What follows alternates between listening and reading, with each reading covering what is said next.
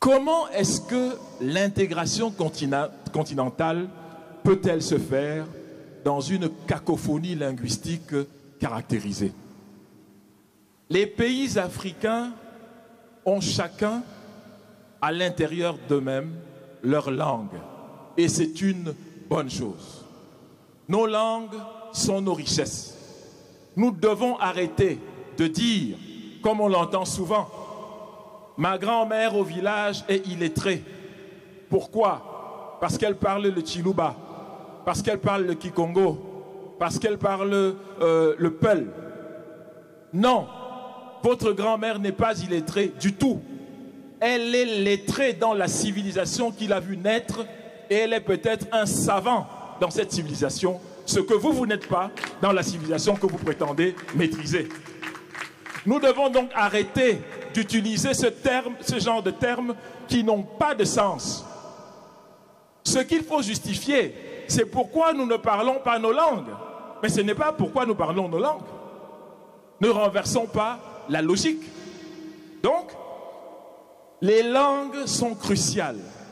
Parce que comme le dit Ngugi wa Thiong'o, spécialiste kényan, homme de lettres, il dit clairement que les langues ne sont pas seulement un vecteur de communication.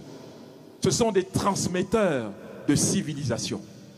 Celles et ceux qui veulent vous dominer vont d'abord s'assurer que vous éteignez votre langue, c'est-à-dire votre essence personnelle, votre culture personnelle, et que vous adoptiez la leur qu'ils vont sublimer comme étant quelque chose d'extraordinaire. Et malheureusement, ça a beaucoup réussi. Parce qu'on voit bien des Africains, non seulement qui ne connaissent pas leur langue, mais pire encore, sont fiers de dire qu'ils ne connaissent pas leur langue. C'est une catastrophe.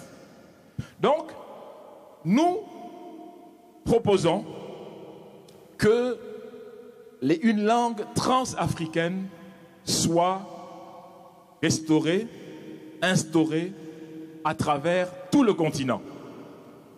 Ce n'est pas quelque chose de nouveau, car dès 1948, Cheikh Anta Diop écrivait déjà à ce propos et nous montrait l'importance d'une langue transafricaine. Je pense qu'il est absolument crucial pour nous de savoir que, en instaurant une langue, et il a proposé le Kiswahili, en instaurant une langue, nous allons ouvrir l'Afrique aux Africains.